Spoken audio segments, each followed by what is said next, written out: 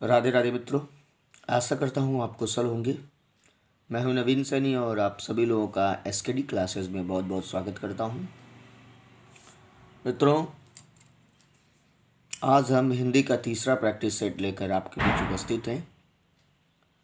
तो आइए हिंदी के तीसरे प्रैक्टिस सेट के 30 महत्वपूर्ण प्रश्नों का जवाब देते हैं, जो परीक्षा के दृष्टिकोण से काफ़ी महत्वपूर्ण है। हमारा पहला क्वेश्चन है, वर्तनी के अनुसार शुद्ध शब्द का चयन कीजिए। हमारा पहला प्रश्न है, वर्तनी के अनुसार शुद्ध शब्द का चयन कीजिए। तो मित्रों, हमारा पहला ऑप्शन है ऑप्शन ए पूज्यनीय, ऑप्शन बी पूजनीय, ऑप्शन सी पूज्यनीय और ऑप्शन डी पूजनीय।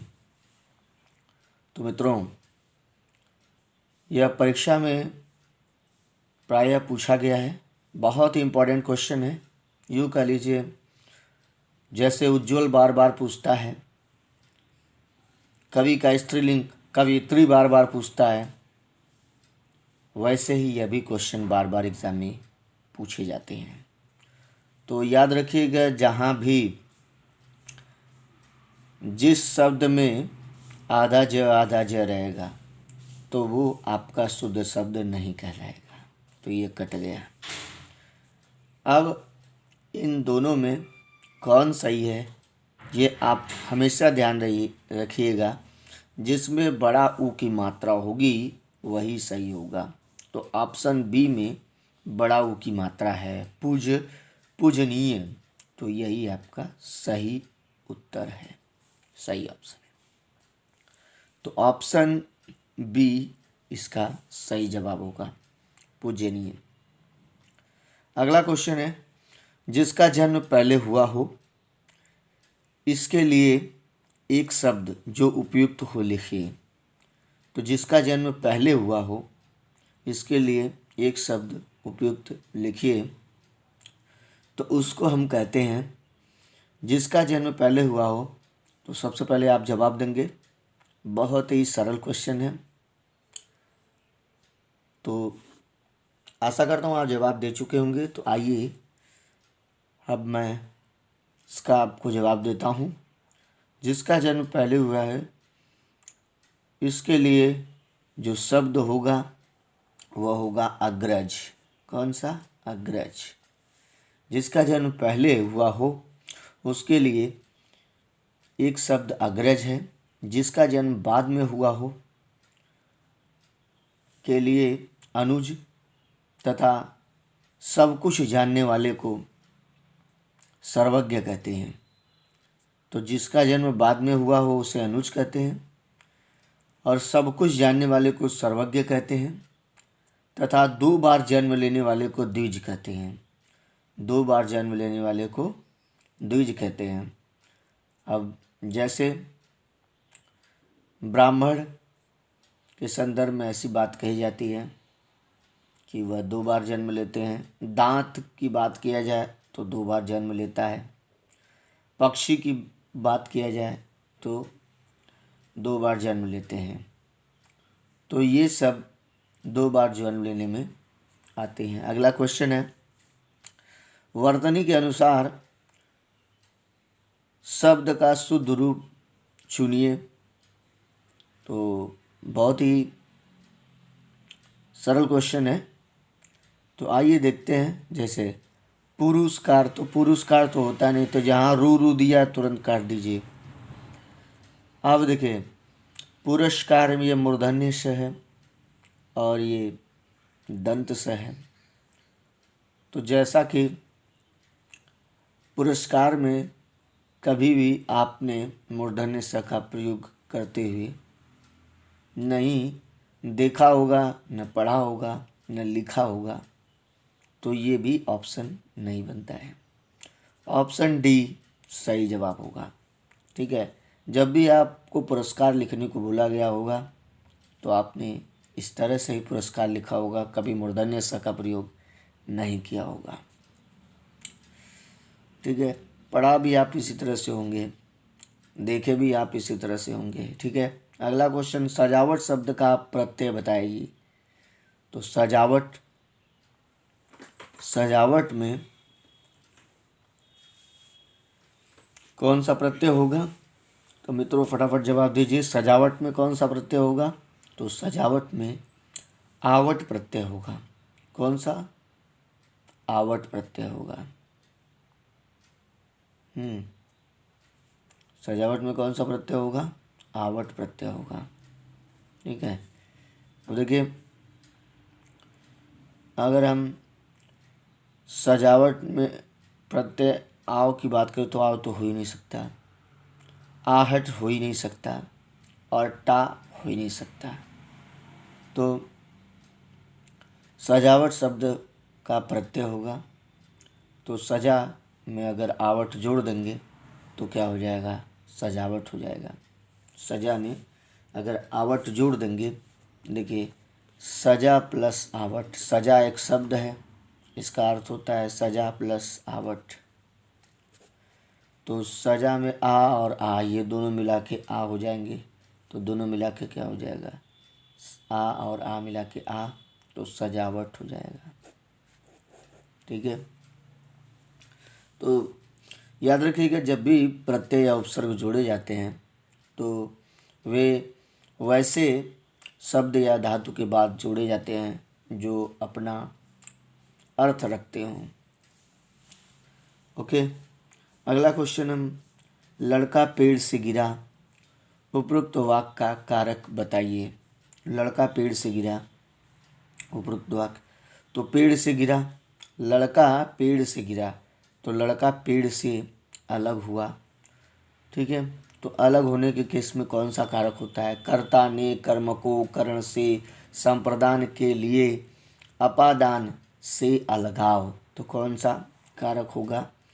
अपादान कारक होगा यहाँ पर। ठीक है, कर्ता ने कर्म को करण से, ठीक है, से और संप्रदान के लिए और अपादान से अलगाव। ठीक है, तो अगला क्वेश्चन है, चौराहा में चौराहा कौन सा समास है? तो चार राहों का समाहार, चार राहों का समाहार, तो ये कौन सा समास है? संख्यावाची द्विगु समास, संख्यावाची द्विगु समास, चार राहों का समाहार, संख्यावाची द्विगु समास। अब हम अगले प्रश्न की तरफ आगे बढ़ते हैं। हमारा अगला प्रश्न है, अगला प्रश्न है, पुत्री का पर्यायवाची नहीं है। तो पुत्री का पर्यायवाची नहीं है। तो देखिए, अगर हम बात करें सुत, देखिए अगर हम पहले ऑप्शन की बात करें तनय, ठीक है, तो तनय में आ नहीं लगा है, और जैसे ही आ लग जाता है तो ये हो जाता है आपका पुत्र का पर्यायवाची, सॉरी पुत्री का पर्यायवाची हो जाता है। तो पुत्री शब्द का पर्यायवाची नहीं है, तो तनय ये किसका पर्यायवाची है? पुत्र का, क्योंकि अगर आ लगा देते हैं यहाँ पर तो ये पुत्री का पर्यायवाची हो जाता है।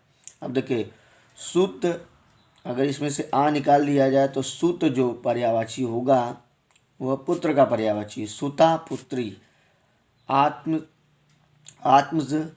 तो ये होता आपका पुत्र का पर्यायवाची। अगर आ लगा देंगे तो पुत्री का पर्यायवाची, तो ये भी पुत्री का पर्यायवाची, ये भी पुत्री का पर्यायवाची, ये भी पुत्री का पर्यायवाची। कौन पुत्री का पर्यायवाची नहीं है? तो ये पुत्री का पर्यायवाची नहीं है।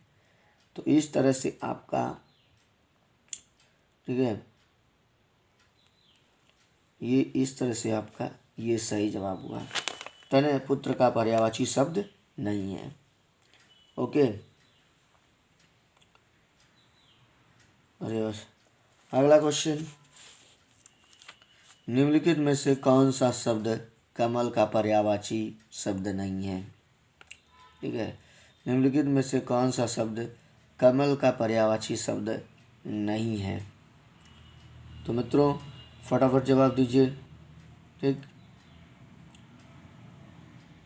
अब देखिए, तो कमल का पर्यायवाची शब्द नहीं है, तो इसमें देखिए सरोज ये आपका कमल का पर्यायवाची है। ठीक है, सरह धन ज, ठीक है, सरह यानी कि सरह मतलब जल और ज का मतलब जन्म लेने वाला, तो जल में जन्म लेने वाला। अरविंद को भी हम कमल ही कहते हैं, पंकज को आप जानते ही हो कमल कहते हैं। तो ये तीनों कमल के पर्यायवाची हैं, तो कौन नहीं कमल का पर्यायवाची है? सलिल।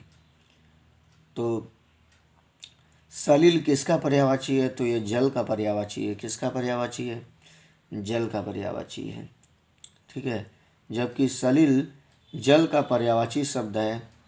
ठीक है, जल के और पर्यायवाची हैं जैसे नीर, उदक, पानी, अम्बु, तोय, जीवन, वारी, मेघपुष्प, ये सभी क्या हैं?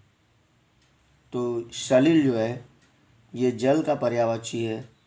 नीर भी जल का पर्यायवाची होता है, उदक भी जल का पर्यायवाची होता है, पानी भी जल का पर्यायवाची होता है, अम्बु भी जल का पर्यायवाची होता है, तोय भी जल का पर्यायवाची होता है, जीवन भी जल का पर्यायवाची, वारी भी जल का पर्यायवाची, मेघ पुष्प भी जल का पर्यायवाची होते हैं। ठीक है मित्रों, तो कौन सा जवाब हो जाएगा? ये ऑप्शन सी, ये जल का पर्यायवाची है, बाकी तीन वो कमल की पर्यायवाची हैं।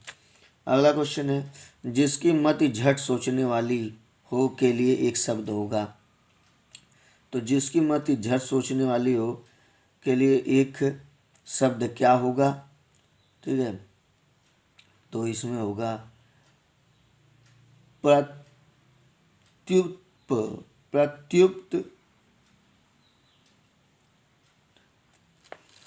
प्रत्युक्त मंत्रमति। ये ऑप्शन बी सही जवाब हो जाएगा। अगला क्वेश्चन है, निर्गुण का संधि विच्छेद होगा। तो निर्गुण का संधि विच्छेद क्या होगा? निधन निर्गुण, ये आपका विसर्ग संधि का उदाहरण है। कौन सा? विसर्ग संधि। तो यहाँ पर क्या हो जाएगा? निधन गुण। ठीक है, निधन गुण। तो अगर विसर्ग के पहले अ आ का प्रयोग नहीं हो और विसर्ग के बाद आपके सघोष वर्ण आ जाए, कौन से वर्ण? सघोष वर्ण आ जाए, तो उपसर्ग करेंगे, विसर्ग र में बदल जाता है। विसर्ग किस में बदल जाता है? विसर्ग र में बदल जाता है, उड़ंतुआ र में बदल जाता है। तो इस तरह से निधन गुण, निर्गुण का संधि विच्छेद क्या होगा? निधन गुण। अगला क्वेश्चन है, निम्नलिखित शब्दों के दिए विकल्पों में तत्सम शब्द का चयन कीजिए। तो तत्सम शब्द देखिए, अगर हम कलश की बात करें तो कलश देखिए ये तालव्य श है, इस तालव्य श से ही तत्सम शब्द की पहचान हो जाती है। तो आपका यही ऑप्शन बनता है। अगला भी देख लिया जाता है कलश, तो ये दंत स, ये जो है हमेशा ये दंत स का प्रयोग तद्भव शब्दों को बनाने के लिए किया जाता है, तो ये नहीं होगा। कलश होता ही नहीं है और यहाँ पर भी कलश होता ही नहीं है। ठीक है, क्या होता है? कलश होता है। इस तरह से ऑप्शन ए इसका सही जवाब होगा। अब निम्नलिखित वाक्यों में से शुद्ध रूप चुनिए। हमारी सौभाग्यवती कन्या का विवाह होने जा रहा है। हमारी आयुष्मती कन्या का विवाह होने जा रहा है। हमारी सौभाग्यवती कन्या का विवाह होने जा हमारी आयुष्मती कन्या का विवाह होने जा रहा है। तो मित्रों, हमारी आयुष्मती कन्या का विवाह होने जा रहा है, शुद्ध वाक्य होगा कौन सा? हमारी आयुष्मती कन्या का विवाह होने जा रहा है, ये शुद्ध वाक्य होगा। हमारी आयुष्मती कन्या का विवाह होने जा रहा है, यह शुद्ध वाक्य होगा। कैसे होगा? कन्या या पुत्री के लिए आयुष्मती या सौभाग्य कांचड़ी शब्द का प्रयोग होता है, जबकि सौभाग्यवती शब्द का प्रयोग विवाहित स्त्री पत्नी वधू के लिए होता है। तो सौभाग्यवती ये जो है, ठीक है, तो ये विवाहित स्त्री के लिए प्रयोग किया जाता है। ठीक है, तो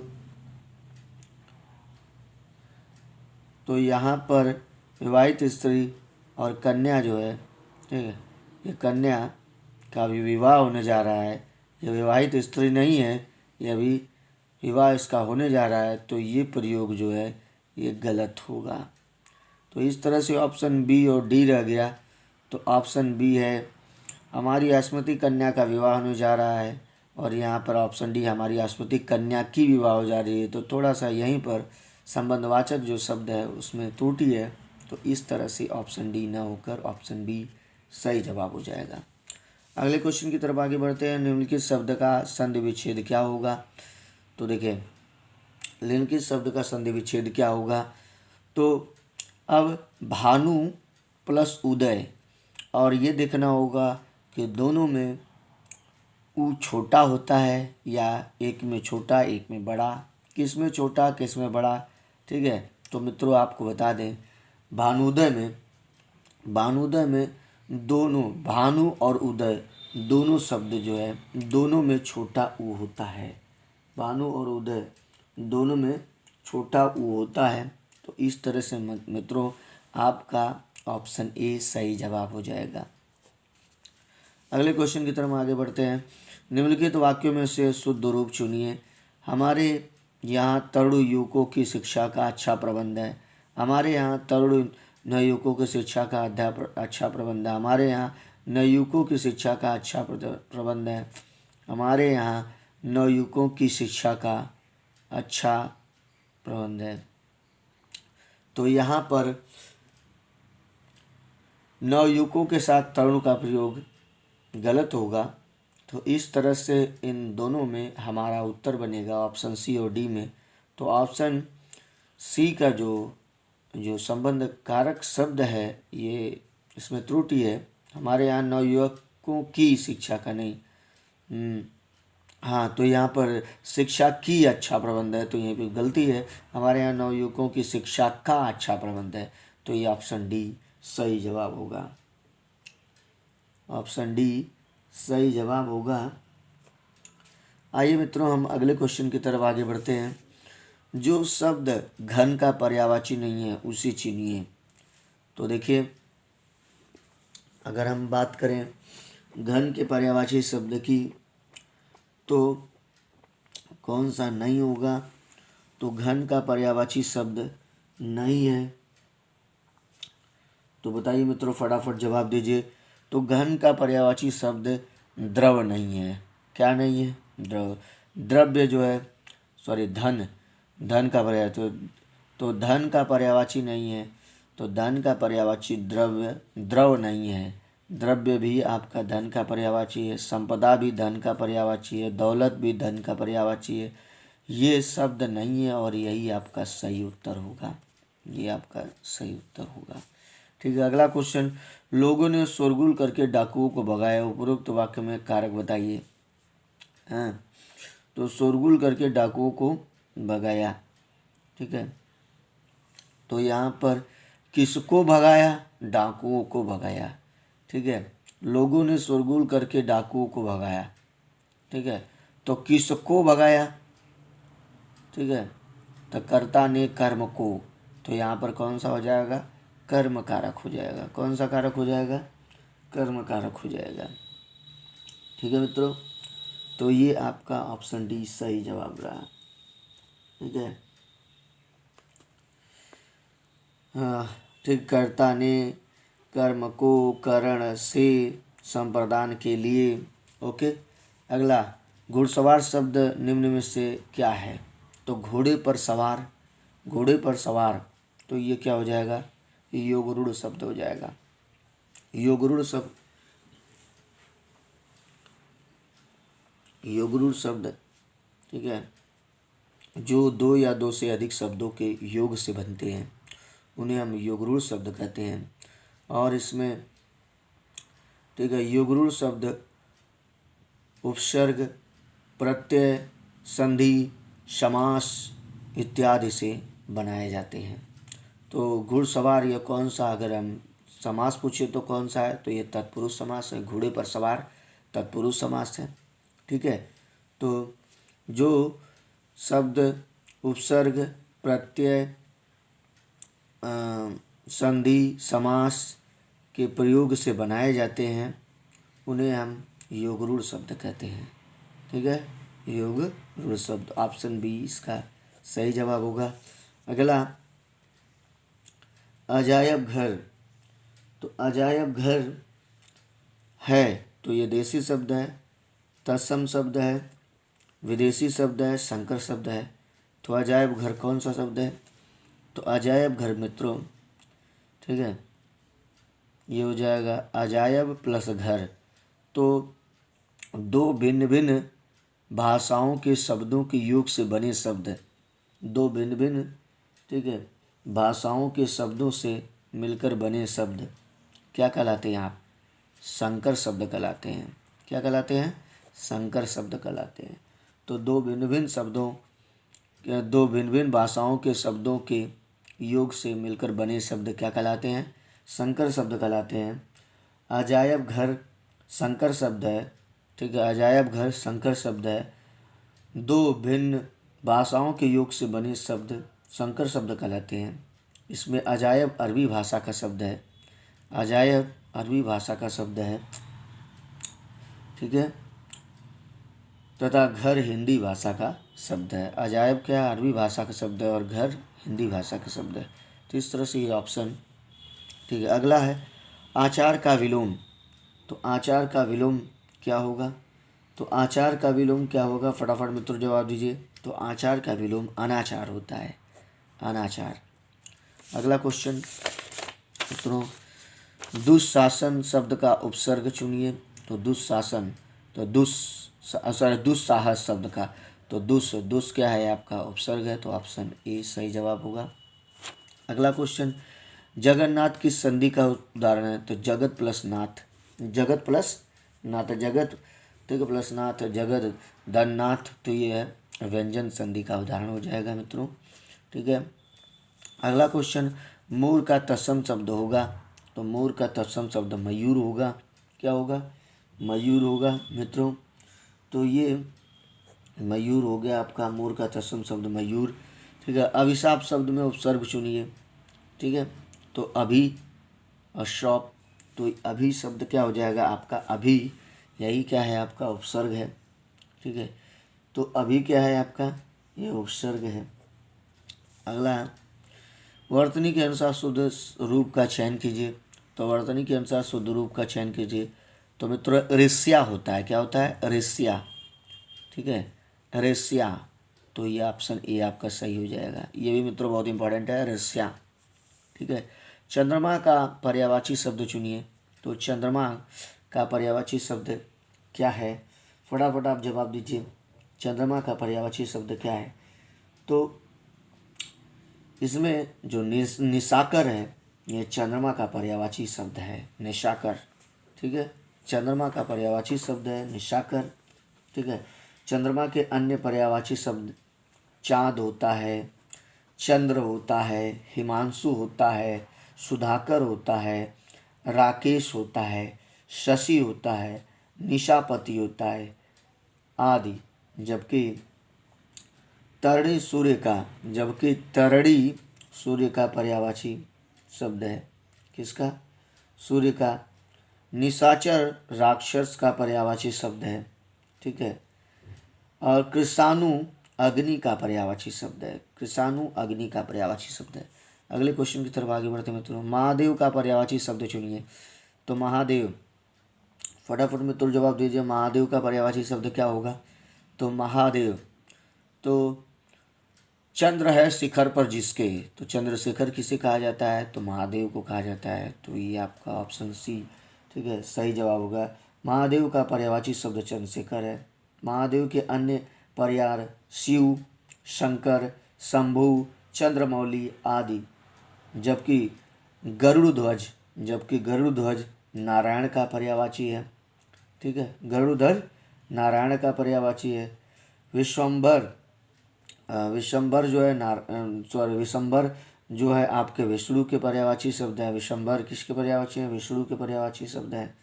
ठीक है, तो मित्रों अगले क्वेश्चन की तरफ आगे बढ़ते हैं। यथा शीघ्र शब्द का समास है, ये कई बार मित्रों पूछा गया, बहुत ही आसान क्वेश्चन है। तो यथा शीघ्र शब्द का समास होगा तो क्या होगा? अव्ययी भाव समास। तो यथा क्या है? आपका अव्यय शब्द है। ठीक है, तो यथाशीघ्र ये देखा जाए तो ये संपूर्ण पद जो है ये अव्यय है। समस्त पद जो समासिक पद क्या है? अव्यय कहलाता है। तो किसका समस्त पद अव्यय कहलाता है? समासिक पद अव्यय कहलाता है, अव्ययी भाव समास का है। तो अव्ययी भाव समास हो जाएगा। महात्मा गांधी में अमूल्य गुण थे, इस वाक्य में अमूल्य शब्द है। तो अमूल्य क्या है? तो विशेषण शब्द है। अमूल्य क्या है? ये विशेषण शब्द है। कैसा शब्द है? विशेषण शब्द है। कैसे गुण थे? तो कैसे से जो उत्तर मिलता है वो क्या कहलाता है? विशेषण। कैसे गुण थे? तो अमूल्य गुण थे, तो विशेषण हो गया। निम्नलिखित वाक्यों में क्रिया विशेषण युक्त वाक्य कौन सा होगा? मैं कल नहीं आऊँगा, तो यहाँ पे कल क्या हो गया? ये आपका अव्यय हो गया। यह फूल सुंदर है, तो सुंदर जो है आपका क्या हो गया? विशेषण हो गया। हवा धीरे धीरे बह रही है, तो हवा धीरे धीरे बह रही है, तो ये बहने की विशेषता। ठीक है, बह रही है। कैसे बह रही है? तो धीरे धीरे बह रही है। ठीक है, तो धीरे धीरे बह रही है, ये क्रिया की जो विशेषता बताता है उसे क्या कहते हैं? क्रिया विशेषण कहते हैं। तो यहीं पे ऑप्शन सी इसका सही जवाब हो जाएगा। अगला क्वेश्चन, निम्नलिखित में से योगरूढ़ शब्द चुनिए।